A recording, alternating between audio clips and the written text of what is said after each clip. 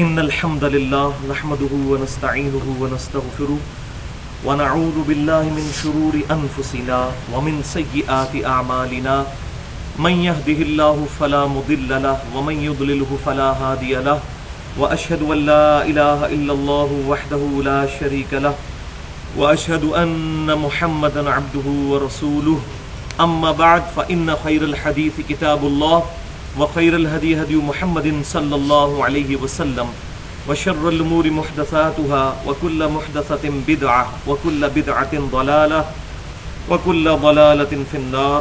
أعوذ بالله السميع العليم من الشيطان الرجيم من همزه ونفخه ونفثه. بسم الله الرحمن الرحيم. رب اشرح لي صدري ويسر لي أمري واحلل عقدة من لساني يفقهوا قولي. بسم الله الرحمن الرحيم.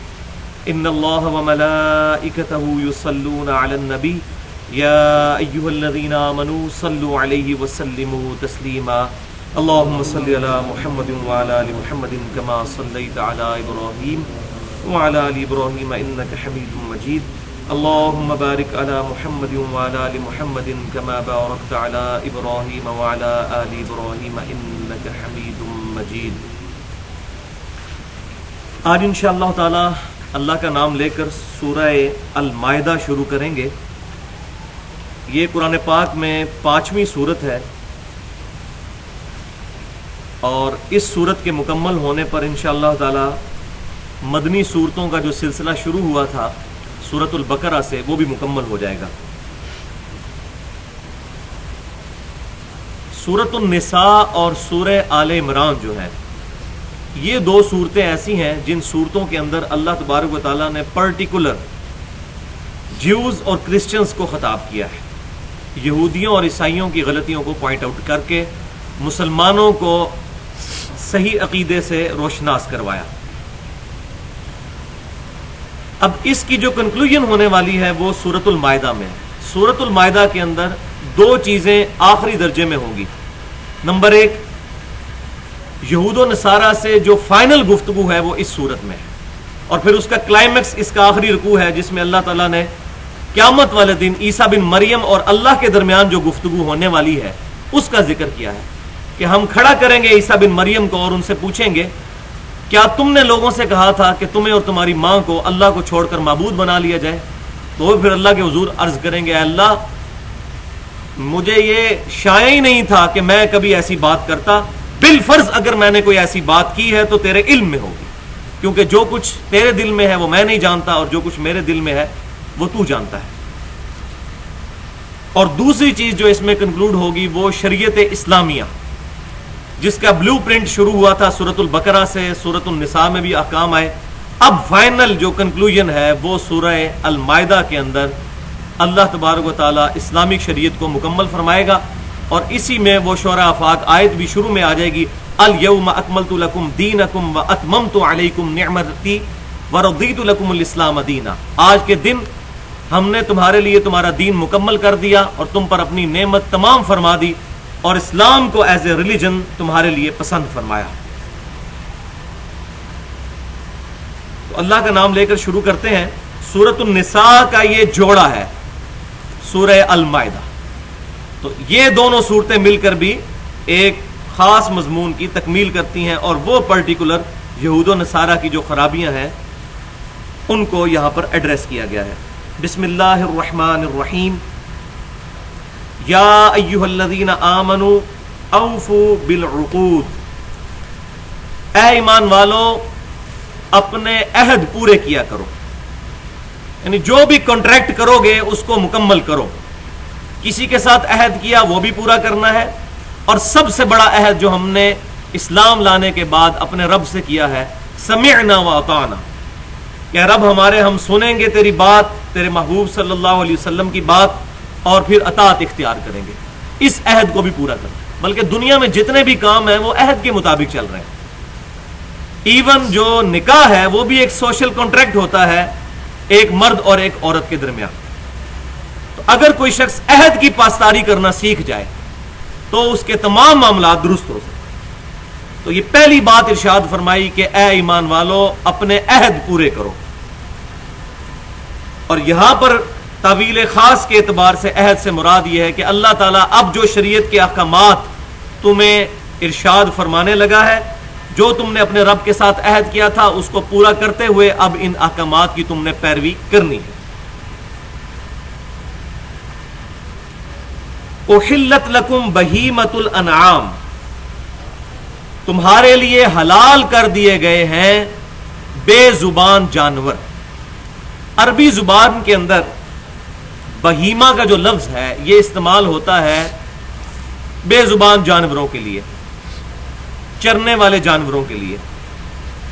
بہیمۃ الانعام، اور انعام چوپائے کے لیے استعمال ہوتا ہے۔ تو پرٹیکولر انعام کے اندر 4 کیٹیگری کے جانور آتے ہیں۔ پہلے نمبر پر اونٹ، دوسرے نمبر پر گائے، تیسرے پر بھیڑ، اور چوتھے پر بکری۔ اس کا ذکر آگے چل کر آ بھی جائے گا سورۃ الانعام کے اندر۔ تو یعنی اس کا ترجمہ بنے گا چوپایا، یعنی پرٹیکولر اس ٹاپک کے اوپر ایمفسائز کیا گیا ہے، خصوصاً عقیدہ توحید کے حوالے سے، وہ آگے چل کر آئے گا۔ تو اللہ تعالیٰ نے فرمایا ہم نے تمام بے زبان جانور، چرنے والے جانور تمہارے لیے حلال کر دیے، الا ما یتلا علیکم، سوائے ان کے کہ جن کا بیان تم پر تلاوت کیا جائے گا، جو تمہیں بیان کیا جائے گا، ان تمام جانوروں کے علاوہ تمام چوپائے، چرنے والے جانور، سبزی خور جانور تمہارے لیے حلال کر دیے۔ اب یہ جو شیر ہے یا درندہ ہے کوئی، وہ بہیمہ میں نہیں آتا، وہ سبزی خور نہیں ہوتا، وہ چرنے والا جانور نہیں ہوتا۔ آپ شیر کے سامنے کتنی خوبصورت گھاس ڈال دیں وہ اس کی طرف دیکھے گا بھی نہیں، کیونکہ وہ درندہ ہے، اس کی صفت میں درندگی ہے، وہ گوشت خور ہے۔ وہ آگے احادیث میں بھی آ جائے گا۔ اسی طریقے سے جو گوشت خور پرندے ہیں وہ بھی نبی صلی اللہ علیہ وسلم نے اللہ تبارک و تعالیٰ کی وحی کے ذریعے حرام فرمائے ہیں امت پر۔ تو تمہارے لیے تمام بے زبان جانور حلال کر دیے گئے، سوائے ان کے کہ جن کا بیان تم پر کیا جائے گا، یعنی آئندہ مستقبل میں جو باتیں آئیں گی، 11 وہ کیٹیگری کی چیزیں آئیں گی، وہ تمام چیزیں حرام ہے، اس کے علاوہ تمام کی تمام تمہارے لیے حلال کر دی گئی۔ یہاں پر میں چاہوں شروع میں ہی 3 حدیثیں بیان کر دوں۔ پہلی حدیث صحیح بخاری اور صحیح مسلم کی متفق علیہ حدیث ہے۔ امام کائنات سید الاولین والآخرین شفیع المذنبین رحمت للعالمین سیدنا و مولانا امام اعظم محمد رسول اللہ صلی اللہ علیہ وآلہ وسلم نے ارشاد فرمایا، غزوہ خیبر کے موقع پر آپ صلی اللہ علیہ وسلم نے پالتو گدوں کے گوشت کو قیامت تک کے لیے حرام فرما دیا۔ بلکہ حدیث کے الفاظ ہیں کہ ہنڈیا پک کر تیار ہو چکی تھی اور نبی صلی اللہ علیہ وسلم کے قاصد نے آ کر خبر دی کہ آپ صلی اللہ علیہ وسلم نے پالتو گدوں کے جو گوشت ہے اس کو حرام کر دیا ہے، اللہ تبارک و تعالیٰ کی وحی کے ذریعے ظاہر ہے۔ تو ہنڈیا پکی ہوئی بھی صحابہ کرام علیہم رضوان نے انڈیل دی اور اس کو بھی استعمال نہیں کیا کہ چلو ایسے کھا لئیے نا، یہ کام نہیں کیا، اسی وقت سے شریعت کو اپنے اوپر نافذ کیا۔ یہی حدیث جب جامعہ ترمذی میں آتی ہے تو اس میں مزید الفاظ بھی موجود ہیں کہ غزوہ خیبر کے موقع پر آپ صلی اللہ علیہ وسلم نے پالتو گدوں کے گوشت کو حرام کر دیا۔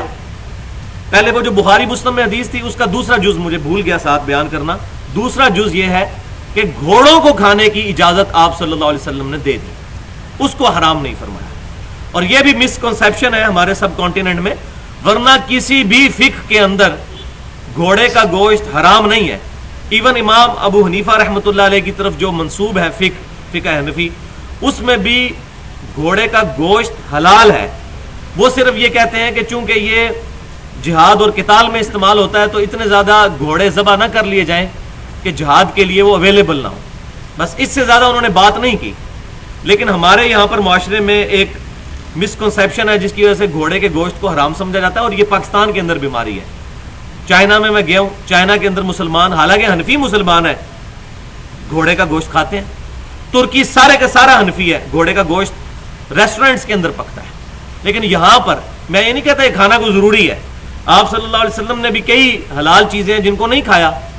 گو کا گوشت بخاری اور مسلم کی متفق علیہ حدیث ہے کہ آپ صلی اللہ علیہ وسلم کے سامنے لا کر رکھا گیا تو آپ صلی اللہ علیہ وسلم نے فرمایا یہ ہمارے علاقے کی غذا نہیں، میں اس کو کھاتا نہیں، تو میں منع نہیں کرتا۔ تو ذاتی پسند ناپسند اور چیز ہے، لیکن حلال اور حرام کا فیصلہ نہیں ہوگا ہماری اپنی ذات کے اوپر، وہ شریعت کے احکام۔ تو بخاری اور مسلم کی متفق علیہ حدیث کہ پالتو گدھوں کے گوشت کو آپ صلی اللہ علیہ وسلم نے قیامت تک کے لیے حرام فرما دیا اور گھوڑوں کے گوشت کی اجازت دی۔ اور یہی حدیث جب جامعہ ترمذی میں آتی ہے تو اس میں مزید الفاظ ہیں کہ آپ صلی اللہ علیہ وسلم نے خچروں کے گوشت کو بھی حرام کر دیا۔ اسی طریقے سے آپ صلی اللہ علیہ وسلم نے درندوں کے گوشت کو بھی حرام کر دیا، اور ان پرندوں کے گوشت کو بھی جو گوشت خور ہے پرندے، جیسے یہ چیل ہے، کوا ہے، باز ہے، اس طرح کے۔ اب مرغی جو ہے یہ گوشت خور نہیں ہے، یہ سبزی خور ہے، یہ دانے کھانے والی، تو یہ حلال ہے۔ تو شریعت میں کیٹاگریز بتا دی جاتی ہیں، باقی چیزیں تمام اس میں فال کرتی ہیں۔ یہ نہیں ہوتا کہ ایک ایک چیز بیان کرنی، مثلا آج کے دور پہ کینگرو ہے جس طرح، اب کینگرو جو ہے وہ تو ہمارے پہلے 300 سال کے مسلمانوں کے خواب میں بھی نہیں یہ بات آئی ہوگی کہ کینگرو بھی کوئی جانور ہے، یہ چیزیں بعد میں پتہ چلی ہیں۔ تو اب جو لوگ کہتے ہیں جی امام حنیفہ رحمۃ اللہ علیہ یا امام مالک، امام شافعی، ان بزرگوں کی طرف یہ منسوب کرتے ہیں کہ انہوں نے بتانا ہے کہ حلال کیا ہے اور حرام کیا ہے۔ بھائی نبی صلی اللہ علیہ وسلم اپنا دین مکمل کر کے گئے ہیں اور حلال اور حرام چیزوں کو واضح بتا کر گئے ہیں۔ آپ نے کیٹیگری بتا دی، اور یہ قرآن پاک کی آیت بھی ہم نے پڑھ لی کہ احلت لکم بہیما، تمہارے لیے بے زبان چرنے والے جانور سارے کے سارے حلال کر دیے گئے، سوائے جن کا بیان تم پر پڑا جائے گا وہ حرام ہے۔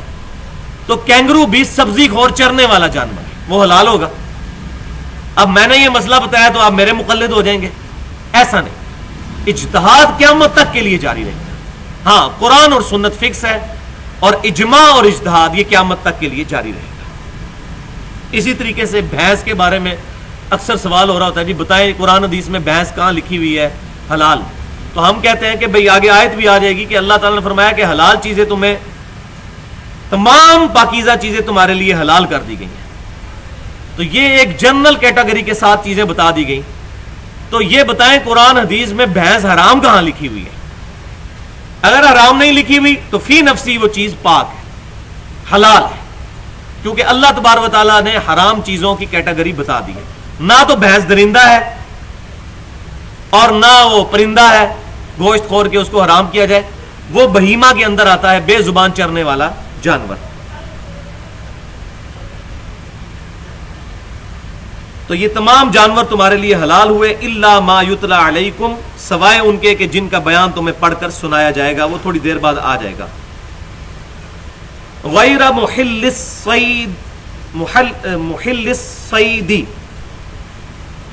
وانتم حرم، حرم، نہ حلال سمجھو شکار کو جبکہ تم نے احرام باندھ رکھا ہو، یعنی احرام کی حالت میں شکار کرنا حلال جانوروں کا بھی وہ بھی حرام ہو جائے گا، وہ وقتی طور پر۔ ویسے تو جانور حلال ہوں گے، مثال کے طور پر گائے ہوگی یا بکری ہوگی، یہ ویسے تو حلال جانور، لیکن ان کا شکار کرنا، اور شکار میں تو خیر یہ اس کیٹیگری میں نہیں آئیں گی، شکار والے جانور جو ہے وہ جیسا کہ ہرن ہے، اب یہ بھی چرنے والا ایک بے زبان جانور ہے، یہ حلال ہے۔ اس طرح کی چیزیں جنگلوں میں سفر کے دوران جب آئیں تو ان کا شکار تمہارے لیے حرام کر دیا گیا ہے اگر تم نے احرام باندھا ہوا ہے۔ تو احرام بھی اسی لیے اس کو کہا جاتا ہے کہ کئی حلال چیزیں بھی وقتی طور پر حرام کر دی جاتی ہیں، جیسے مردوں کا عورت کے ساتھ تعلق، عورتوں کا مردوں کے ساتھ تعلق، ویسے تو وہ حلال ہے اگر میاں بیوی ہے، لیکن احرام کی حالت میں وہ حرام کر دیا جاتا ہے۔ ان اللہ یحکم ما یرید، بے شک اللہ تعالیٰ جو چاہتا ہے حکم فرماتا ہے۔ اب اس ایک جملے کے اندر اللہ تبارک و تعالیٰ نے شریعت کی روح بیان کر دیا کہ یہ عقلیں بعد میں لڑا لینا۔ پہلی بات یہ ہے کہ جب اللہ کو مان لیا، اب جو بھی بات اللہ تعالیٰ کی طرف سے ارشاد ہوگی اس کو اسی طریقے سے ماننا ہوگا۔ یہ اللہ کی مرضی ہے، کسی چیز کو حلال قرار دے، کسی چیز کو حرام قرار دے۔ تمہیں اس کی حکمت نہ بھی پتہ چلے تب بھی اس کو حلال سمجھنا ہے اور حرام کو حرام سمجھنا ہے۔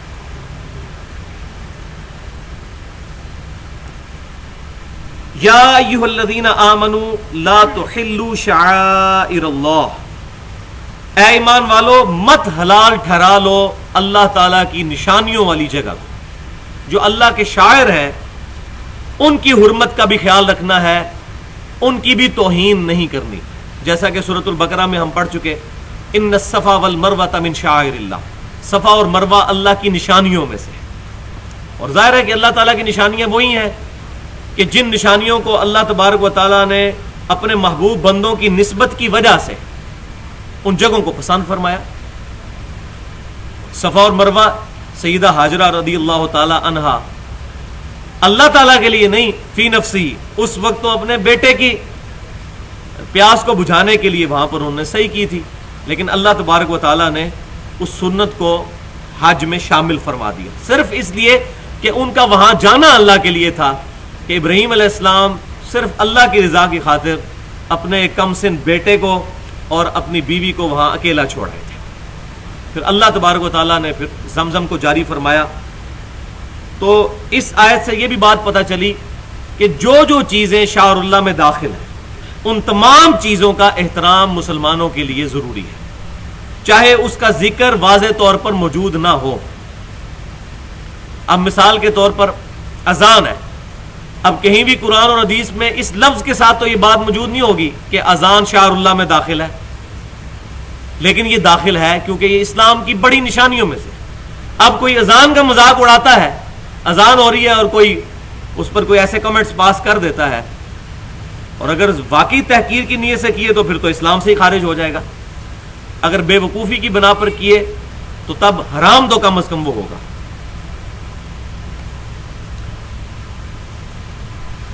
وَلَلشَّهْرَ الْحَرَامِ، اور نہ ہی عزت والے جو مہینے ہیں ان کی حرمت کو پامال کرو، شہر اللہ کی بھی حرمت کو پامال نہیں کرنا، اور حرمت والے 4 مہینے جو ہیں جن کے اندر اللہ تبارک و تعالیٰ نے قتال کرنا بھی منع کر دیا تھا۔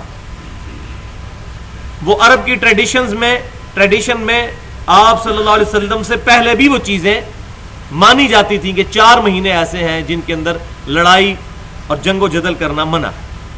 ان میں پہلا مہینہ جو ہے وہ رجب کا، جو ابھی یہ گزر رہا ہے، آج 4 یا 5 تاریخ ہے 1433 ہجری، اور پھر 3 مسلسل مہینے ہیں، ذی-قعدہ کا، ذوالحجہ کا جو حج والا مہینہ پرٹیکولر، اور اس کے بعد محرم۔ یہ 4 مہینے حرمت والے مہینے ہیں جن کی حرمت ہے، جن میں قتال کرنا، لڑائی کرنا اللہ تبارک و تعالیٰ نے حرام فرما دیا۔ وَلَلْهَدْيَ، اور نہ ہی قربانی کے جو جانور ہیں جو حج کے لیے آگے بھیجے جاتے ہیں، ہدی کے جانور، ان کی بھی بے حرمتی مت کرو، وہ بھی اللہ تعالیٰ کے ساتھ ان کی نسبت ہو چکی ہے۔ وَلَلْقَلَائِدَ، اور نہ ایسے جانور کہ جن کے گلوں میں پٹے ڈال دیے گئے ہیں کہ وہ اللہ تبارک و تعالیٰ کی راہ کے جانور ہیں نشانی کے طور پر، ان کی بھی حرمت کا خیال رکھنا ہے۔ یہ دیکھیں جانوروں کی حرمت، انسانوں کی نہیں بات ہو رہی، جانوروں، کیونکہ جس چیز کو اللہ تبارک و تعالیٰ کے دین کے ساتھ نسبت ہوتی چلی جائے گی تو اصل تو وہ بنیاد وہی ہے۔ قُلْ إِنَّ صَلَاتِي وَنُسُكِي وَمَحْيَايَ وَمَمَاتِي لِلَّهِ رَبِّ الْعَالَمِينَ، اے محبوب صلی اللہ علیہ وسلم آپ فرما دیجئے بے شک میری نماز، میری قربانی، میرا جینا، میرا مرنا سب اللہ کے لیے۔ اس کے تحت جن جن چیزوں کو اللہ تعالیٰ کے ساتھ نسبت ہو جائے گی ان چیزوں کا احترام کرنا ضروری ہے۔ وَلَا آمِّينَ الْبَيْتَ الْحَرَامِ، اور مت بے حرمتی کرو ان کی کہ جنہوں نے قصد کیا ہوا ہے بیت اللہ شریف کا حج کے لیے، یبتغون فضلا من ربہم، جو طلب کرتے ہیں اپنے رب کا فضل، ورضوانا، اور اس کی رضا۔ یعنی جو لوگ حاجی ہیں، جو جانے والے ہیں اللہ کی راہ کے حج کے مسافر ہیں، ان کا بھی احترام کرنا ہے۔ ابھی تک یہاں پر یہ جتنی چیزیں بیان ہو رہی ہیں اس پوائنٹ آف ویو سے بیان ہو رہی ہیں کہ ان تمام چیزوں کو اللہ تعالیٰ کی نسبت کی وجہ سے ان کی حرمت کو پامال نہیں کرنا۔ اور آگے ایک پرٹیکولر بات بھی آ جائے گی، وَإِذَا حَلَلْتُمْ فَاصْطَادُوا، اور جب تم احرام کھول دو، حلال ہو جاؤ تو شکار کر سکتے ہو۔ وَلَا يَجْرِمَنَّكُمْ شَنَآنُ قَوْمٍ أَن صَدُّوكُمْ عَنِ الْمَسْجِدِ الْحَرَامِ، اور ہرگز نہ اکسائے تمہیں کسی قوم کا بغض بوجہ اس کے کہ انہوں نے روکا تھا تمہیں مسجد حرام سے۔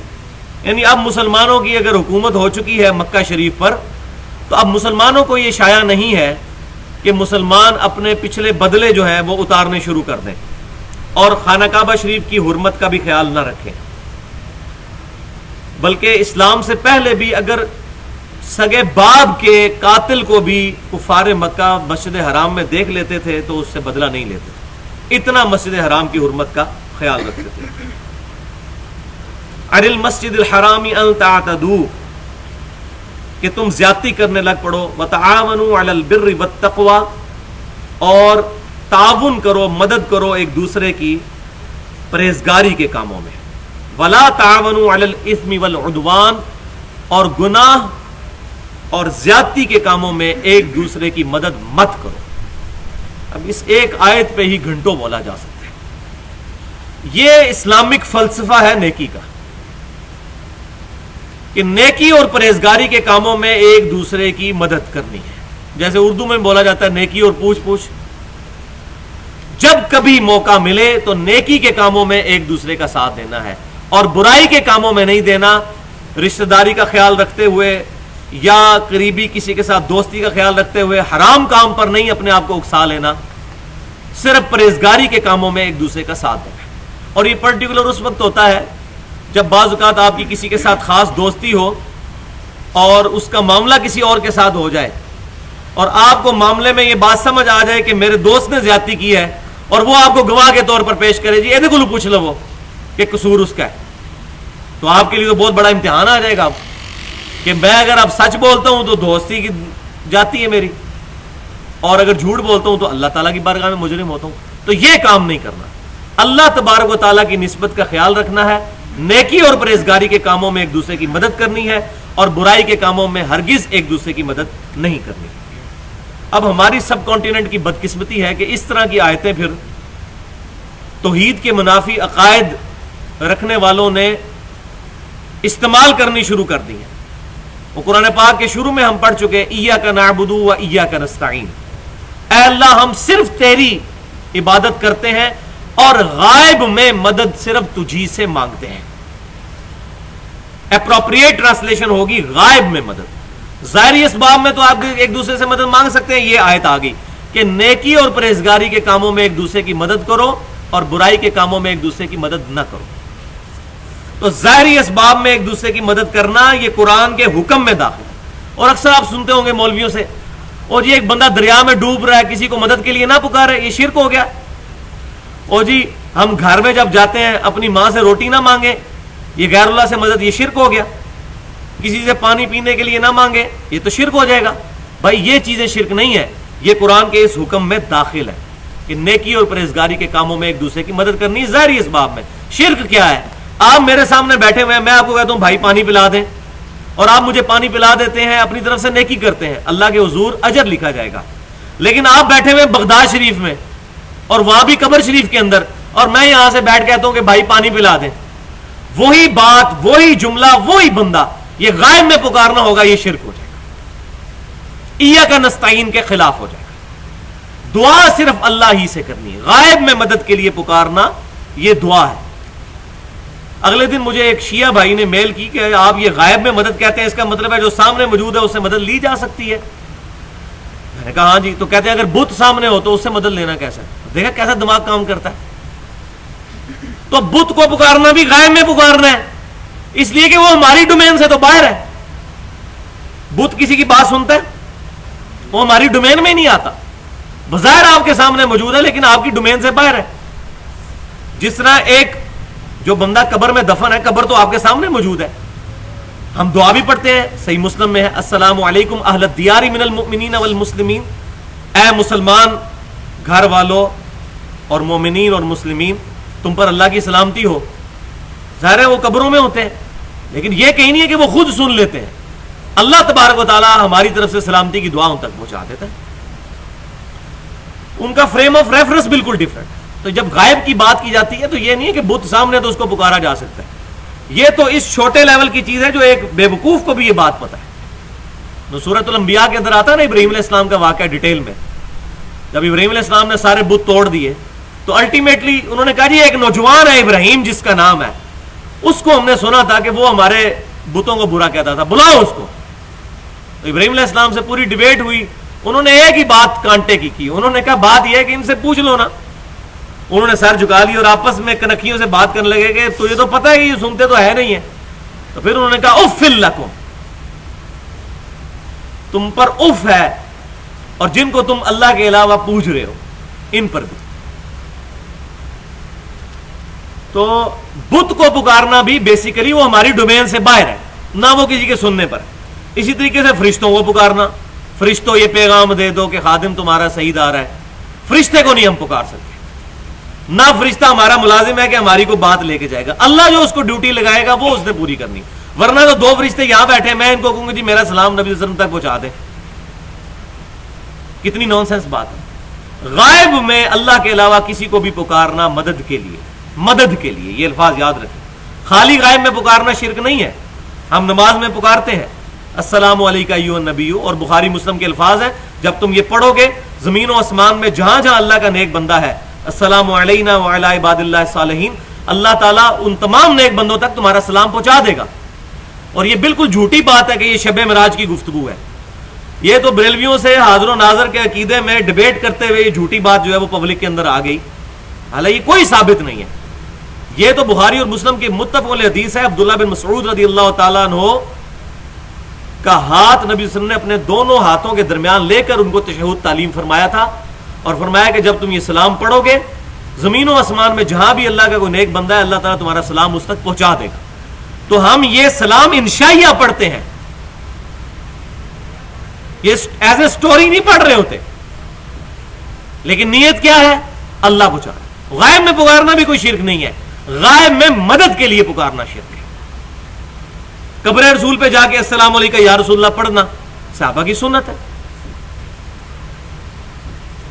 ہمارا جو ریسرچ پیپر ہے رسول اللہ کی آخری وصیت ہے، اس میں عبداللہ بن عمر رضی اللہ تعالیٰ عنہ سے روایت لکھ دی ہے، المصنف ابن ابی شیبہ میں 11993 نمبر روایت، کہ آپ رضی اللہ تعالیٰ عنہ جب بھی قبر رسول پر جاتے تھے السلام علیکم یا رسول اللہ پڑھتے تھے.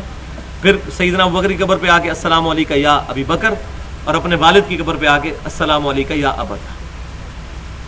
حالانکہ ہے وہ بھی غائب ہے، بے شک قبر سامنے موجود ہے، لیکن وہ ڈومین سے تو باہر ہے.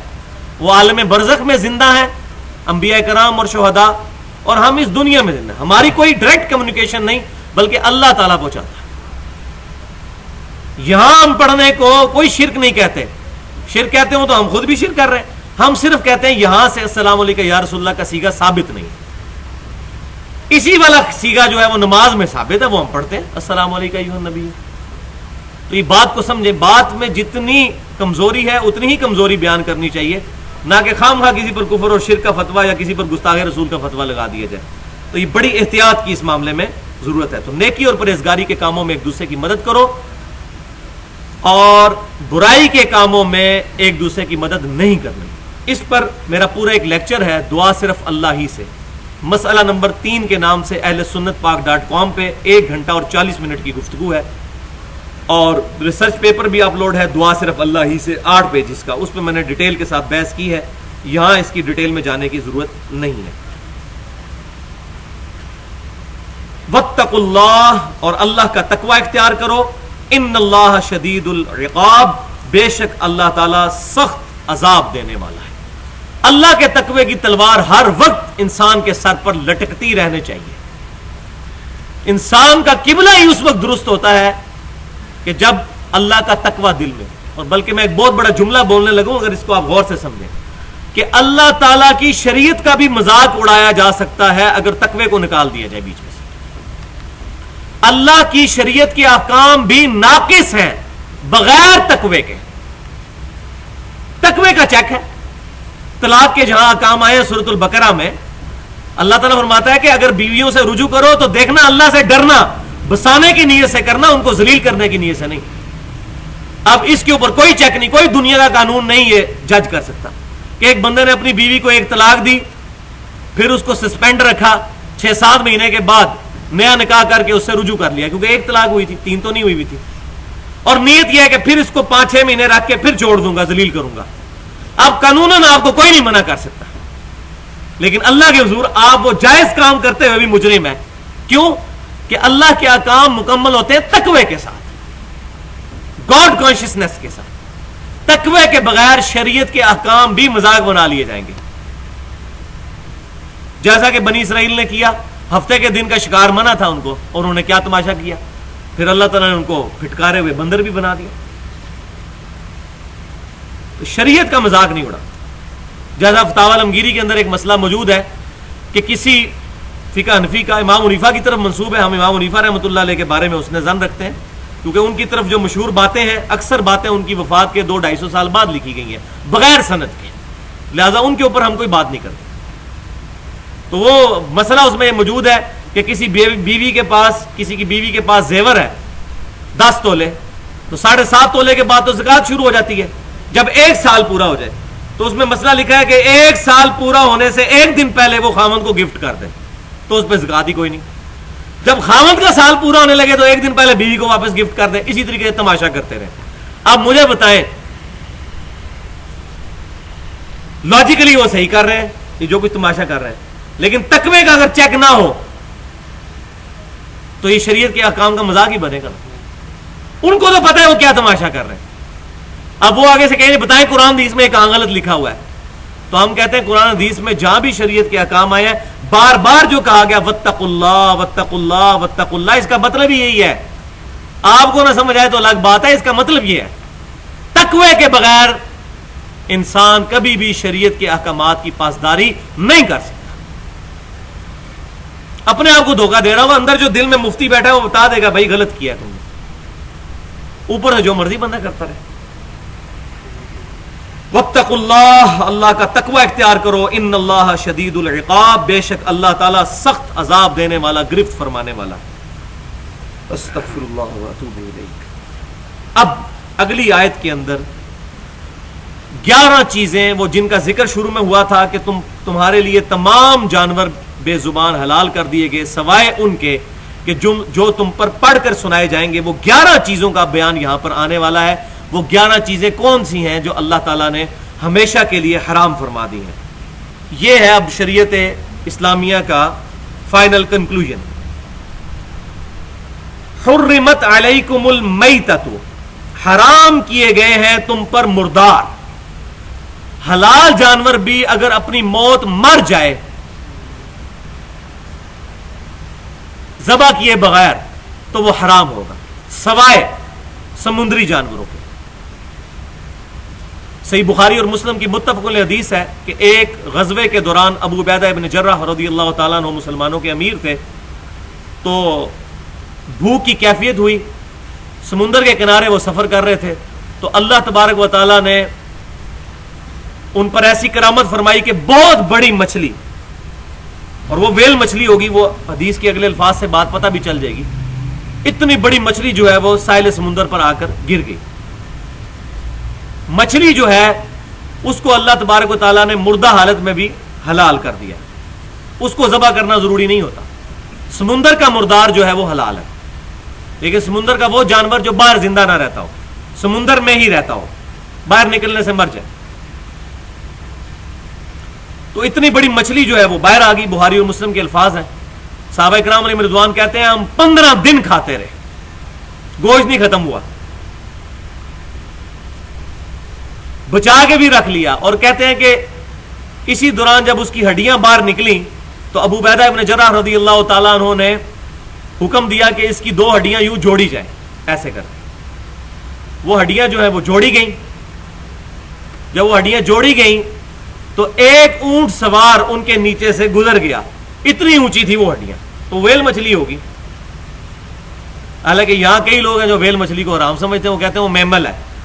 بے شک میمل ہے, وہ مالیہ جانور ہے, بچوں کو دودھ پلاتا ہے, لیکن سمندری جانور ہے, وہ حلال ہے. اتنی بڑی کو اور مچھلی دکھائے نا کہ جس کے نیچے سے اونٹ گزر جائے, اونٹ سوار, اتنی بڑی اس کی ہڈیاں ہوں.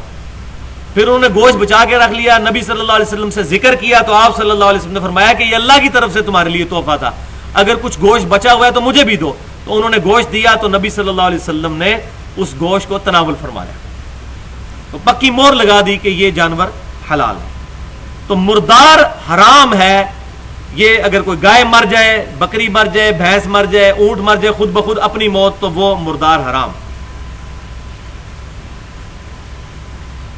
والدم, اور خون بھی حرام ہے.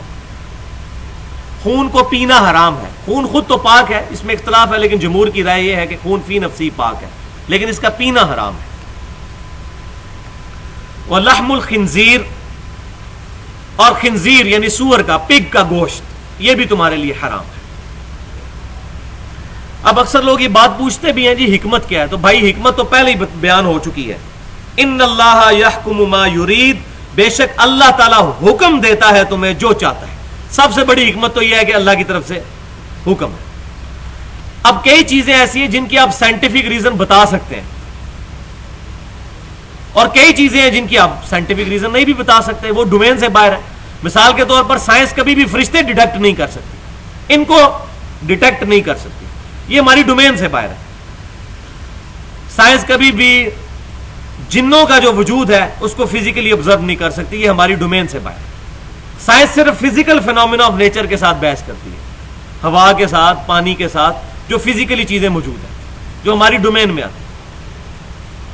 لہذا جو مورل لاز اللہ تعالیٰ کی طرف سے شریعت کے بنائے گئے، یہ جو لاز ہیں، شریعت کے جو احکام ہیں، ان کی کوئی حکمت ہمیں سائنٹیفکلی نہ بھی پتہ چلے تب بھی ان کو ماننا ہوگا. بعض اوقات ایسی حکمتیں ہوتی ہیں جو وقت کے ساتھ ساتھ سائنٹیفکلی ایکسپلور ہو جاتی ہیں. نیشنل جغرافک چینل جو ہے، ڈسکوری چینل اور اینیمل پلانٹ، یہ جو 3 چینلز ہیں امریکہ کے، یہ سارے انہی چیزوں کے اوپر ڈسکشن کر رہے ہوتے ہیں. تو خنزیر کے اندر ایک بہت بڑی خرابی ہے جو کہ انسان کی اخلاقیات کو بگاڑ سکتی ہے،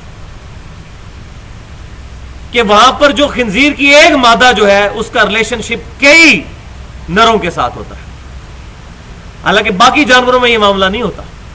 ایون اس کے علاوہ جو حرام جانور ہیں ان میں بھی نہیں ہوتا. اسی طریقے سے درندوں کا گوشت جو ہے وہ ہو سکتا ہے اس وجہ سے حرام کیا گیا ہو کہ انسان میں درندگی والی صفت نہ پیدا ہو جائے. تو یہ ہم لاجک ضرور دے سکتے ہیں کسی حد تک، لیکن چونکہ یہ مورل لاز ہے، یہ ڈیٹیکٹ نہیں ہو سکتے، یہ ڈیٹیکٹ نہیں ہو سکتے. آپ جھوٹ بولیں گے زبان نہیں جلے گی، حرام مال کھائیں گے پیٹ میں درد نہیں ہوگا، لیکن زبان پر آگ رکھ لیں تو زبان جل جائے گی، کیونکہ یہ تمام مورل لاز ہیں. لیکن یہ بات یاد رکھیں، دنیا میں جتنے مورل لاز ہیں یہ آخرت میں جا کر ایکٹیو ہو جائیں گے، ابھی ڈورمنٹ پوزیشن میں. اسی لیے فرمایا گیا کہ جو یتیموں کا مال کھاتے ہیں اپنے پیٹوں میں دوزخ کی آگ بھر رہے ہیں. یہاں تو نہیں پتا چلے گا ان کو، وہ آخرت میں وہی کھایا ہوا مال دوزخ کی آگ بن جائے گا ان کی. مورل لاز ایکٹیو ہو جائیں گے. تو مورل لاز ہمیشہ انبیاء کرام علیہ السلام اللہ تبارک و تعالیٰ کی وحی کے ذریعے سکھاتے ہیں. لیکن کچھ مورل لاز جو ہیں وہ ہماری انسٹنکٹ کے اندر شامل ہیں. مثلا دنیا کے ہر قانون کے اندر جھوٹ بولنا بری چیز ہے، سچ بولنا اچھی چیز ہے. کسی کو دھوکہ دینا بری چیز ہے، کسی کے ساتھ خیر خواہی کرنا اچھی چیز ہے. انبیاء کرام علیہ السلام کی تعلیمات نہ بھی ہوں تب بھی اخلاقی حس جو اللہ نے ہمارے اندر رکھی ہے اس کی وجہ سے انسان کافی ساری برائیوں کو جج کر سکتے ہیں. آج بھی ہالی ووڈ کی فلم کے اینڈ میں بھی سچ کی جیت دکھائی جاتی ہے اور جھوٹ کی شکست دکھائی جاتی ہے. کیوں؟ یہ انسان کے اندر اللہ تعالیٰ نے اخلاقی حس رکھ دی ہے. اس کی وجہ سے انسان اکاؤنٹیبل ہے، چاہے اس تک کتابوں کا اور انبیاء کا علم نہ بھی پہنچا تب بھی اللہ کی بارگاہ میں وہ اتنے درجے کا اکاؤنٹیبل ضرور ہے. تو اللہ تعالیٰ فرما رہا ہے تمہارے لیے مردار حرام، خون حرام، خنزیر کا گوشت حرام، وما اہل لغیر اللہ بہ، اور وہ جانور بھی تمہارے لیے حرام کر دیے گئے کہ جن پر اللہ کے علاوہ کسی اور کا نام لیا جائے. خصوصاً ذبح کے وقت اللہ کے علاوہ کسی اور کے نام پر ذبح کیے جائیں گے تو وہ جانور حرام ہوں گے. اور اگر اللہ کے نام پر ذبح ہوں گے، چاہے وہ حلال کرنے والا کرسچن اور جیو میں سے ہی کیوں نہ ہو، یہودی یا عیسائی، اگر اللہ کا نام لے کر کرے گا تو وہ جانور حلال ہو جائے گا. وہ آگے بات آ بھی جائے گی.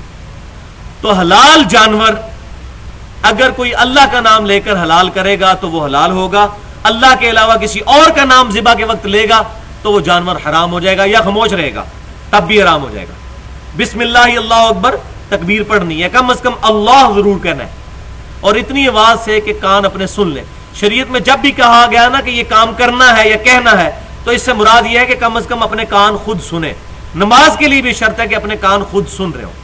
کان خود سننے سے مراد نہیں کہ یہاں سے نکل کے آواز باہر جا رہی ہو، اندر سے ہی بالکل آہستہ، ساتھ والا نہ سنے، آپ خود سن رہے ہو، ادروائز نماز بھی نہیں ہوتی. دل میں کوئی پڑھتا رہے اس کی نماز نہیں ہوگی. دل میں کوئی تکبیر پڑھے گا تو جانور حرام ہی رہے گا جب تک زبان سے نہ ادا کرے. دل میں طلاق دے گا، طلاق نہیں ہوگی جب تک زبان سے ادا نہ کرے. بیوی کو سنانا شرط نہیں، خود سننا شرط ہے. تو جہاں بھی شریعت نے کہا بولنے کا یا پڑھنے کا تو اس سے مراد کم از کم اتنی آواز سے کہ اپنے کان خود سن لیں. اسی طریقے سے اگر کوئی قسم اٹھاتا ہے تو اس کے لیے بھی یہ الفاظ اپنے کانوں تک پہنچانا ضروری ہے.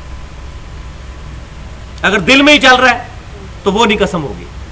ہاں منت دل میں مانی جا سکتی، اس کا معاملہ بالکل ڈفرنٹ. تو اللہ تعالیٰ فرما رہا ہے جس پر غیر اللہ کا نام لیا گیا وہ جانور بھی تمہارے لیے حرام ہے. ذبح کے وقت مطلقاً کسی چیز پر غیر اللہ کا نام بولا جانا یہ کوئی شرک نہیں ہے، نہ اس کی وجہ سے کوئی جانور حرام ہو جاتا ہے. مثلا میں قربانی کا بکرا لے کے آیا ہوں تو اس بکرے پہ یہی بولا جائے گا کہ یہ محمد علی کا بکرا ہے، تو اب غیر اللہ کا نام بولا گیا تو وہ جانور ہی حرام ہو گیا؟ نہیں. ذبح کے وقت کس کی خوشنودی کے لیے ذبح ہو رہا ہے. یہ بال پوائنٹ میری بال پوائنٹ ہے، اب اس پہ بھی غیر اللہ کا نام بولا جائے یہ حرام ہو جائے گی؟ نہیں. تو یہ دونوں ایکسٹریمز میں بیان کر رہا ہوں. خالی نام بولنے سے چیز حرام نہیں ہو جائے گی. حرام اس وقت ہوگی جب کسی اور کی خوشنودی اس میں شامل ہو جائے گی اللہ کے علاوہ. مثال کے طور پر کوئی کہتا ہے جی میں یہ اس لیے کام کر رہا ہوں کہ اس کی وجہ سے فلاں جو بزرگ ہیں وہ خوش ہو جائیں، تو اب یہ غیر اللہ کی خوشنودی کے لیے ہو گیا. تو ایسا جانور بھی پھر حرام ہوگا. اور آگے آ بھی جائے گی اس کی بات، میں انشاءاللہ اس وقت وہ حدیث بڑی سخت حدیث ہے وہ بیان کروں گا اسی موقع کے اوپر.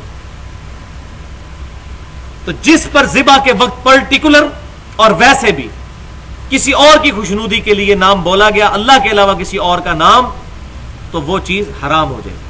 لیکن یہ نیت پہ ڈیپینڈ کرتا ہے، خالی زبان سے نہیں، نیت بھی صحیح ہو. مثال کے طور پر ہمارے معاشرے میں ایک طبقہ ہے جو 11ویں شریف دیتا ہے اور وہ بولتے یہی ہے کہ یہ غوث پاک کے نام کی 11ویں ہے. لیکن اگر ان سے آپ بات کریں کہ یہ اس کا کیا مطلب ہے کہ شیخ عبد القادر جیلانی کے نام کی ہے، تو کہیں گے نہیں اللہ کے نام کی ہے، ثواب ان کو پہنچانا ہے. تو اب یہ ثواب پہنچانے کی وجہ سے وہ اس کا کھانا حرام نہیں ہو جائے گا. کراہت ضرور آئے گی کیونکہ یہ عمل ثابت نہیں ہے، لیکن حرام کا فتویٰ نہیں لگے گا جب تک کہ وہ یہ نہ کہیں کہ اس کی وجہ سے ہم شیخ عبد القادر جیلانی کی خوشنودی حاصل کرنا چاہتے ہیں. اگر وہ کہیں کہ اس کے ذریعے ہم اللہ کو خوش کرنا چاہتے ہیں تو پھر حرام کا فتویٰ نہیں لگے گا. پھر زیادہ زیادہ ہم اس کو بدعت کہیں گے کہ یہ ثابت نہیں ہے. ظاہر ہے جو کام شیخ عبد القادر جیلانی کی طرف منسوب ہو رہا ہے، تو شیخ عبد القادر جیلانی رحمۃ اللہ علیہ تو 5ویں صدی ہجری میں پیدا ہوئے ہیں. اس سے پہلے کے 500 سال کے مسلمان تو ظاہر 11ویں نہیں کرتے تھے.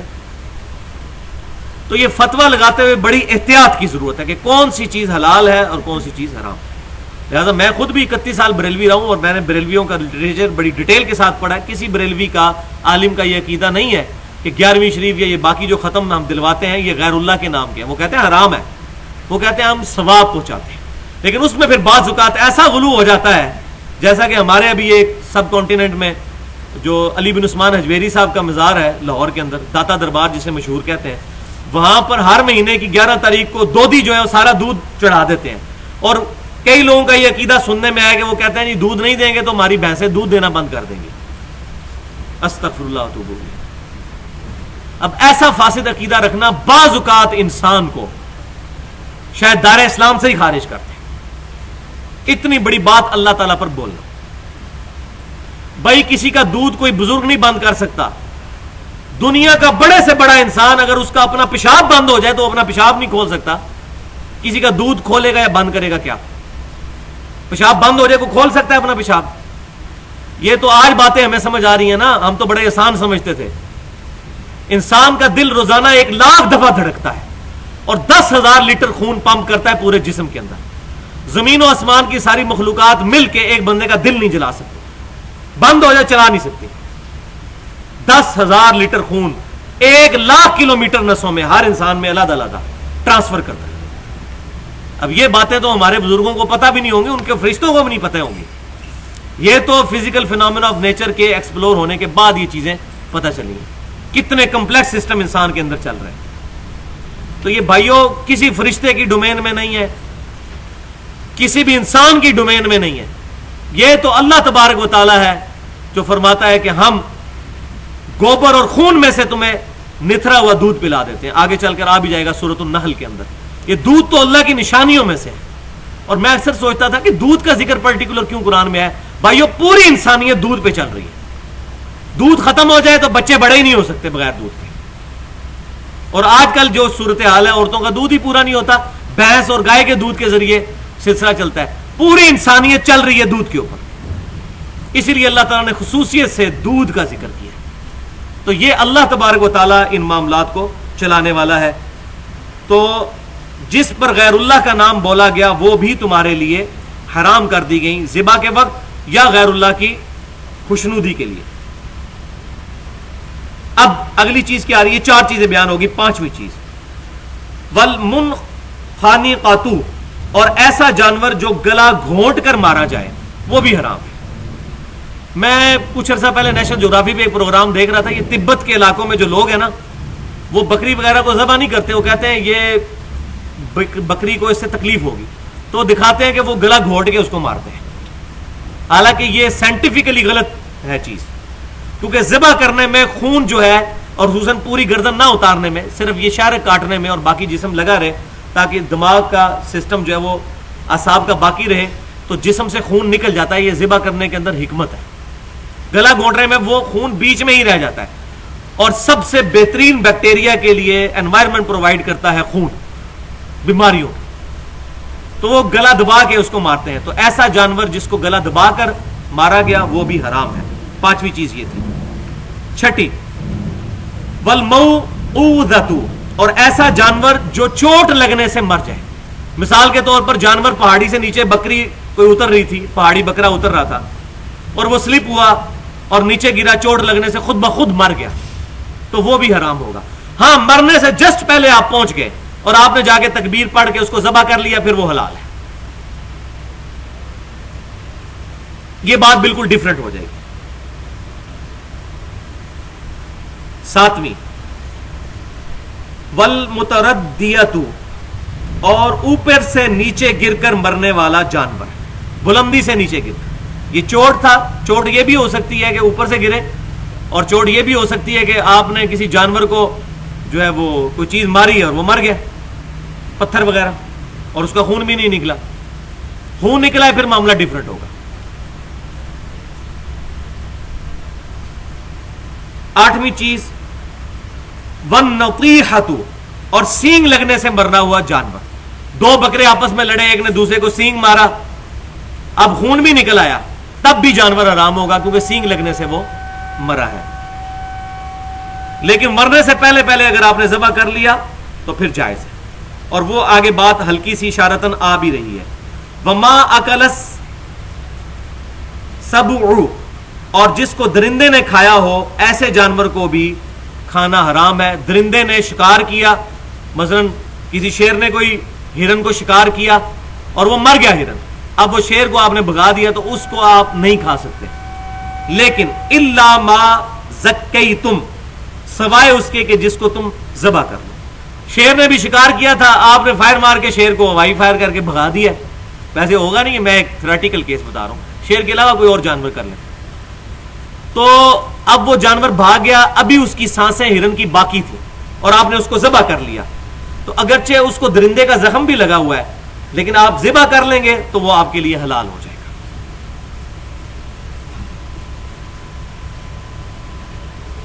9 چیزیں ہوگی. وما ذبح علی النصب, اور ایسا جانور جو تھانوں پر ذبح کیا گیا ہو وہ بھی حرام ہے. تھان اس زمانے میں بتوں کے لیے جو قربانیاں کی جاتی تھیں, پرٹیکولر جگہ بنی ہوتی تھیں. ابھی بھی کئی ایسی وہ جگہ دنیا میں موجود ہیں جہاں پر بتوں کے نام کے اوپر قربانیاں کی جاتی ہیں. پہاڑوں پر وہ دیوتا, ایک ان کے کنسپٹ ہے کہ یہاں پر دیوتا رہتے ہیں, ان کے لیے وہ جانور جو ہے وہ قربان کر کے رکھتے ہیں. تو ایسے تھانوں پر اللہ کے نام پر قربان کرنا بھی منع ہے. یہ بات ذرا سمجھ لیں, یہ سمجھنے والی بات ہے کہ تھانوں پر اللہ کے نام پر بھی قربان کرنا حرام ہے, کیونکہ ان جگہوں پر حرام کر دیا گیا. یہ فیصلہ بعد میں ہوگا کہ سینمے میں اسلامی فلم دیکھنی ہے یا غیر اسلامی. سینما بنانا ہی حرام ہے. جو میں نے اپنے ایک لیکچر میں جو 12 ربیع الاول پہ دیا تھا، ولادت مصطفیٰ صلی اللہ علیہ وسلم اور رسول اللہ کی آخری وصیتیں، اس میں میں نے آپ صلی اللہ علیہ وسلم کی قبروں کے متعلق جو پرٹیکولر وصیتیں ہیں وہ میں نے بیان کی تھی، اور اس میں میں نے بتایا تھا کہ یہ بات بعد میں ہوگی کہ مزاروں پر جانا کیسا ہے یا نہیں ہے. مزار بنانا ہی حرام ہے. قبروں پہ جانے کا حکم ہے صحیح مسلم میں تاکہ آخرت کی یاد آئے. مزار بنانا ہی غلط ہے کیونکہ صحیح مسلم میں حدیث ہے قبروں کو پکا مت کرو، قبروں پر عمارت مت بناؤ اور ان پر مت بیٹھو، نہ لائف بیٹھو نہ مجاور بن. یہ تو بعد میں بات ہوگی کہ مزار پہ جانا جائز ہے ناجائز. مزار بنانا ہی غلط ہے. اسی طریقے سے ایسی جگہ جو تھان ہے جہاں پر مشرکین کے میلے لگتے ہیں یا خلاف شرع کام ہوتے ہیں، وہاں پر اللہ کے نام کی قربانی بھی دینا حرام ہے. لہذا معذرت کے ساتھ جو یہاں سے لوگ جاتے ہیں جی غریب لوگوں کو کھلانے کے لیے، ہم اب جا رہے ہیں علی بن عثمان اجویری صاحب المشہور داتا صاحب کے دربار پہ، جی وہاں دیگ چڑھائیں گے اللہ کے نام کی، وہاں پر اللہ کے نام کی دیگ چڑھانا بھی اس آیت کے تحت حرام ہوگا اجتہاداً، کیونکہ وہاں پر خلاف شرع کام ہو رہے ہیں. وہ تھان ہے پارٹیکولر، تو یہ بتوں والے ہیں. میں وہ والا فنیٹک مواحد بھی نہیں ہوں کہ میں اس کو اب بتوں کے ساتھ تشبیہ دے دوں، ایسا بھی نہیں ہے. لیکن اگر ان قبروں کی پوجا شروع کر دی جائے گی پھر معاملہ وہ بتوں والا ہو جائے گا. مسند امام احمد میں صحیح سند کے ساتھ، الموطا امام مالک میں بھی حدیث ہے، اللہم لا تجعل قبری وثن یعبد، اے اللہ میری قبر کو ایسا بت نہ بننے دینا، ایسا وثن نہ بننے دینا کہ لوگ پوجنا شروع کر دیں. اور بخاری اور مسلم کی متفق علیہ حدیث ہے، آپ صلی اللہ علیہ وسلم نے اپنی وفات کے دنوں میں سیدہ عائشہ کہتی ہیں کہ فرمایا کہ اے اللہ تیری لعنت ہو یہود و نصارہ پر، جب ان میں سے کوئی نیک آدمی یا نبی فوت ہو جاتا تھا اس کی قبر پہ سجدے شروع کر دیتے تھے، اور آپ صلی اللہ علیہ وسلم نے فرمایا میں تمہیں منع کرتا ہوں کہ میری قبر پہ سجدے مت کرو. اور سیدہ عائشہ کہتی ہیں، ساتھ ہی بخاری مسلم میں الفاظ ہے، اگر ہمیں یہ ڈر نہ ہوتا کہ لوگ رسول اللہ کی قبر پہ سجدے شروع کر دیں گے صلی اللہ علیہ وسلم، تو ہم آپ صلی اللہ علیہ وسلم کی قبر کو زائرین کی زیارت کے لیے کھلے عام چھوڑ دیتے. لیکن آپ نے حجرے کی دیوار نہیں گرائی تاکہ لوگ یہ کام نہ کریں. الحمدللہ وہ آج تک حجرے کی دیوار نہیں گری. باقی اس کی ڈیٹیل میں نے 2 گھنٹے میں اس لیکچر میں اہل سنت پاک .com پہ وہ لیکچر رکھا ہوا ہے، ایکسکلوسیو لیکچر. کافی لوگ اس کو دیکھ چکے ہیں، 1,500-2 ہزار کے قریب لوگ. ولادت مصطفیٰ صلی اللہ علیہ وسلم اور رسول اللہ کی آخری وصیتیں صلی اللہ علیہ وسلم، اس میں نے قبروں کے بارے میں ڈیٹیل سے بتایا. یہاں پر وہ حدیث جو میں کہہ رہا تھا سنن نبی داؤد کے اندر صحیح سند کے ساتھ حدیث ہے. ایک صحابی نبی صلی اللہ علیہ وسلم کی خدمت میں حاضر ہوئے اور انہوں نے عرض کیا کہ اللہ کے رسول صلی اللہ علیہ وسلم، میں 100 اونٹ مقام بوانا پر جا کر قربان کرنا چاہتا ہوں. اب صحابی ظاہر ہے بتوں کے نام کا تو نہیں قربان کریں گے، اللہ کے نام پر. تو آپ صلی اللہ علیہ وسلم نے فرمایا دیکھنا ایک چیز کا بلکہ 2 چیزوں کا فرمایا کہ ان کا خیال رکھنا، کسی ایسی جگہ پر جا کر قربان نہ کرنا جہاں مشرکین کے زمانے جاہلیت کے لوگ قربانی چڑھایا کرتے تھے. اللہ کے نام کی قربانی بھی وہاں نہ چڑھانا، یا وہاں پر مشرکینوں کے میلے لگا کرتے تھے. ایسی جگہوں پر بھی اللہ کے نام کی قربانی کرنا بھی منع ہے. حالانکہ اب اللہ کے نام کی قربانی ہو رہی ہے، لیکن ان جگہوں پر جانا اللہ تعالیٰ کی نافرمانی ہے. تو وہاں اللہ کا نام لے کر بھی کوئی ذبح کرے گا تو وہ حرام ہی ہوگا. یہ وہ پرٹیکولر حدیث تھی جس کے بارے میں نے بیان کرنا تھا. وَأَن تَسْتَقْسِمُوا بِالْأَزْلَامِ، اور یہ بھی حرام ہے، یہ 11ویں چیز، کہ تم تقسیم کرو جوئے کے تیروں کو. یہ زمانے جاہلیت میں اس میں مختلف اقوال ملتے ہیں کہ وہ فال نکالا کرتے تھے جانوروں پر تیر چلا کے. بلکہ صحیح بخاری کے اندر حدیث موجود ہے کہ آپ صلی اللہ علیہ وسلم جب فتح مکہ کے بعد داخل ہوئے تو آپ صلی اللہ علیہ وسلم نے سیدنا ابراہیم علیہ السلام، سیدنا اسماعیل علیہ السلام کے مجسمے دیکھے خانہ کعبہ میں، اور ان کے ہاتھوں میں تیر پکڑائے ہوئے تھے. تو آپ صلی اللہ علیہ وسلم فرمایا کہ اللہ تعالیٰ ان کو غارت کرے کہ انہوں نے ابراہیم علیہ السلام اور اسماعیل علیہ السلام کے مجسمے بنا کے ان کے ہاتھوں میں تیر تھما دیے. ابراہیم علیہ السلام اور اسماعیل علیہ السلام نے کبھی بھی تیروں کے ذریعے فال نہیں نکالے، کبھی بھی ان کو استعمال نہیں کیا. تو یہ اس وقت پرٹیکولر جو ایک رسم تھی اس کو بھی اللہ تعالیٰ نے فرمایا کہ یہ تمام چیزیں بھی تمہارے لیے حرام کر دی گئیں. ذالکم فسق، یہ سب کے سب نافرمانی کے کام ہیں. الیوم یئس الذین کفروا من دینکم، آج کے دن کافر تمہارے دین سے مایوس ہو چکے ہیں. فلا تخشوہم واخشونی، تو اب ان سے مت ڈرو ڈرنے سے مراد یہ ہے کہ ان کا اب لحاظ مت کرو اور میرا لحاظ کرو، شریعت کے احکامات کو رائج کرو، شریعت کے احکامات کی پیروی کرتے ہوئے کوئی شرم محسوس نہ کرو۔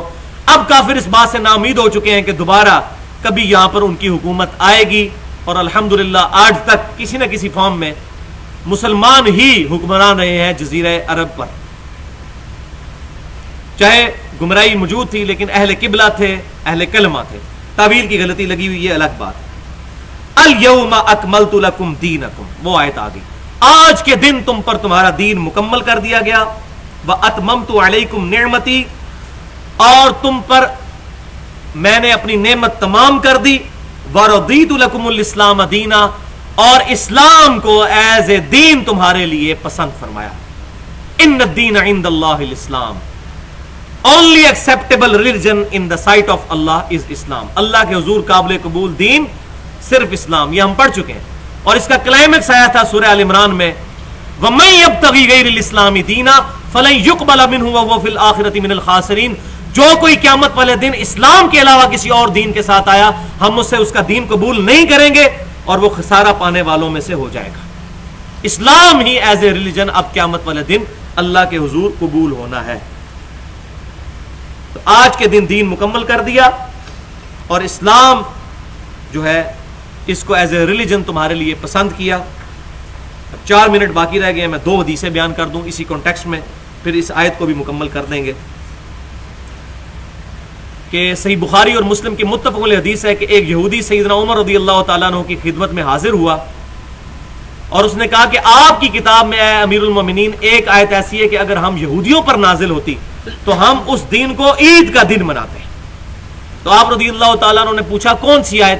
تو اس نے پھر یہی آیت تلاوت کی، الیوم اکملت لکم دینکم واتممت علیکم نعمتی، یعنی دین مکمل ہونا ہے تو یہ خوشی کا دن ہے۔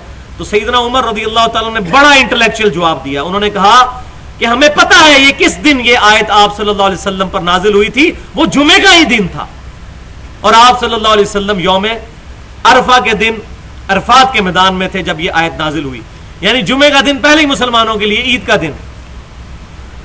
اور اسی طریقے سے جامعہ ترمذی میں بھی صحیح سند کے ساتھ حدیث موجود ہے کہ ابن عباس رضی اللہ تعالیٰ کے پاس ایک شخص آیا، اس نے کہا آپ کی کتاب میں ایسی آیت ہے کہ اگر ہم پر نازل ہوتی ہم اس کو عید بنا لیتے۔ تو ابن عباس رضی اللہ تعالیٰ نے بھی اس سے بھی بہتر جواب دیا اور فرمایا کہ اس دن تو اللہ نے ہمیں پہلے ہی 2 عیدیں دی ہوئی تھی، ایک یوم الجمعہ جمعے کا دن، اور دوسرا یوم عرفہ یعنی 9 ذی الحجہ حج کا دن، اللہ نے ہمیں پہلے ہی 2 عیدیں دی تھی، اس دن یہ آیت نازل ہوئی تھی الحمدللہ۔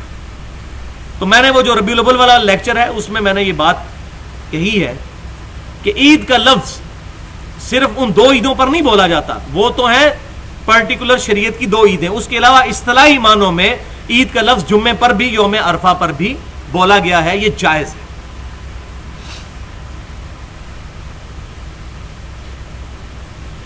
فَمَنِ اضْطُرَّ فِي مَخْمَصَةٍ، اور جو کوئی لاچار ہو جائے بھوک کی حالت میں۔ اب یہ شریعت اللہ تعالیٰ کی طرف سے ہے، اتنی سختی بھی نہیں ہے، اگر کسی پر زندگی موت کی کشمکش بن گئی اور بھوک کی وجہ سے مرنے کے قریب ہے، پھر ان حرام چیزوں میں سے بھی وہ کھا سکتا ہے۔ یہ کنکلوڈ کی بات، اگر کوئی شخص مجبور ہو جائے بھوک کی حالت میں، غیر متجانف لإثم، لیکن وہ گناہ کی طرف جھکنے والا نہ ہو، یعنی اس کے دل میں برائی موجود ہو کہ خنزیر کا گوشت حرام ہے لیکن میں اب جان بچانے کے لیے کھا رہا ہوں، کراہت کے ساتھ اس کو کھائے۔ یا پیاس ہے تو اتنی شراب پی لے کہ اس کی پیاس بجھ جائے، مرنے کے اگر قریب ہو تو، یہ عام پیاس نہیں ہے، مرنے کے قریب ہو، لاچار ہو جائے، الفاظ یہ ہیں بالکل لاچار ہو جائے، اس صورت میں یہ نیت نہ کرے کہ چلو آج میں چیک ہی کر لینا کیسا ذائقہ ہے شراب دا، یہ نیت نہ بیچ میں آئے۔ اللہ تعالیٰ فرما دیا غیر متجانف لإثم، نہ جھکنے والا ہو گناہ کی طرف۔ اس وقت ایک دفعہ نیت اپنی دوبارہ حاضر کرے کہ میں کس نیت سے پیوں۔ ہو سکتا ہے کہ کوئی میرے جیسا وہمی بندہ ہو تو وہ چھوڑ ہی دے کہ یار میں کہ یہ گڑبڑ نہ ہو جائے نیت۔ اور بخاری اور مسلم کی وہ حدیث مجھے یاد آ گئی کہ آپ صلی اللہ علیہ وسلم نے فرمایا اس نے ایمان کی حلاوت چکھ لی جس میں 3 نشانیاں ہیں، اللہ اور اس کا رسول اسے پوری دنیا میں سب سے بڑھ کر محبوب ہو جائیں صلی اللہ علیہ وسلم۔ دوسری، دوستی اور دشمنی اللہ کے ریفرنس سے، اور تیسرا کفر کی طرف لوٹ جانا اتنا مشکل ہو جائے جتنا آگ میں زندہ جلایا جانا، یعنی وہ بندہ آگ میں جلنے کے لیے تیار ہو جائے لیکن اسلام نہ اپنا چھوڑے. یہ ایمان کی حلاوت ہے. ویسے اگر زندگی موت کی کشمکش بن جائے تو انسان تقیہ کر سکتا ہے، تقیہ کرنے کی اجازت ہے، میں سورہ آل عمران میں بیان کر چکا، یہ جائز ہے. لیکن اس وقت بھی اعلیٰ ترین درجہ یہ ہے کہ انسان شرک نہ کرے، اپنی جان دے دے. جو مسند امام احمد میں صحیح سند کے ساتھ حدیث ہے، معاذ بن جبل کو نبی صلی اللہ علیہ وسلم نے فرمایا تھا، اے معاذ اللہ کے ساتھ شرک نہ کرنا، خواہ تمہارے ٹکڑے ٹکڑے کر دیے جائیں، تمہیں صلیب پہ چڑھا دیا جائے، سولی پر چڑھا دیا جائے، یا تمہیں آگ میں جلا دیا جائے، اللہ کے ساتھ شرک نہ کرنا. یہ تقوی کی بات کی، فتوے کی نہیں. اگر زندگی موت کی کشمکش بن جائے تو وقتی طور پر کوئی شخص دل میں ایمان رکھتے ہوئے کلمہ کفر بھی بول دے تو یہ جائز ہے. سے پوری امت کا اجماع ہے اور احادیث بھی اس پہ ڈیٹیل کے ساتھ موجود ہے. فَإِنَّ اللَّهَ غَفُورٌ رَحِيمٌ، تو بے شک اللہ تعالیٰ بخشنے والا مہربان ہے.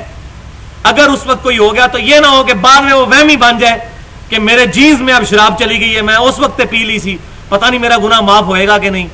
یہ ذہن میں نہیں لانا. پھر اللہ تعالیٰ سے امید رکھنی ہے، بے شک اللہ تعالیٰ گناہوں کو معاف کرنے والا ہے. اللہ تعالیٰ سے دعا ہے جو حق بات میں نے کہی آج جو ہم نے سنی ہمارے دلوں میں راسخ فرمائے. اگر جس بات میں میرے منہ سے کوئی غلط بات نکل گئی تو اللہ تعالیٰ ہمارے دلوں سے محو کر دے. ہمیں کتاب و سنت اجماع کی تعلیمات پر عمل کر کے دوسرے بھائیوں تک پہنچانے کی توفیق عطا فرمائے. سبحانک اللہم و بحمدک، اشہد ان لا الہ الا انت، استغفرک و اتوب الیک، وما علینا الا البلاغ المبین.